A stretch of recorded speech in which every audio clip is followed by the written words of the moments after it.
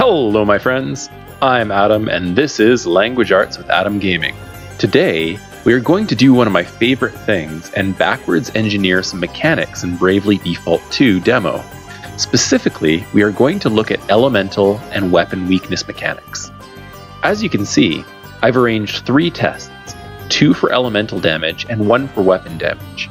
The reason I'm doing 2 for elemental damage is because I wanted to try elemental attacks with both a black mage and a non-black mage job, so that I could make a distinction between elemental weakness and the black mage passive ability, elemental augmentation.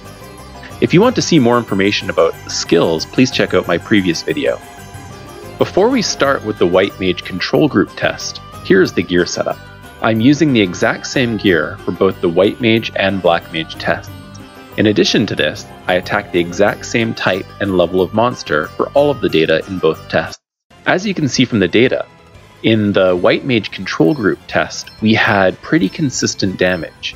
One thing that I wanted to confirm was whether they introduced a circle of elements in this game, so I tested both Blizzard and Thunder.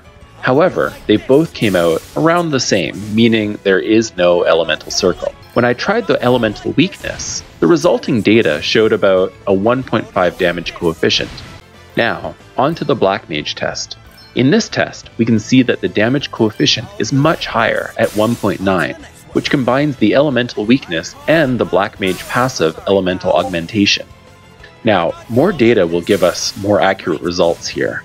But from this, we can estimate that elemental augmentation adds around 0.4 to 0.5 to the 1.5 damage coefficient with elemental weakness exploitation. That means that black mages get a damage coefficient of 2 for each attack to a monster if they exploit the elemental weakness, which is pretty strong comparatively to other jobs, but pretty standard for early game magic users in Team Asano games like Bravely Default and Octopath Traveler. Finally, we are on to the weapon weakness test that I did with the Vanguard job due to the Thief's passive messing with the data.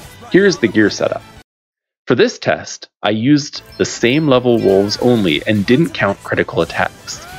As a result, we got around a 1.6 damage coefficient. But when you take into account the sword was stronger by 1 point, that could explain why it is higher than the 1.5 damage coefficient displayed by exploiting magic weaknesses. Therefore, I would conclude that weapon weakness also has a 1.5 coefficient as well. I hope this was helpful for all of you who are as into game mechanics as I am. I'm looking forward to the full game coming out, and I'm also curious how and if the mechanics will change when that happens. Please remember to like and subscribe, and see you next time, my friends!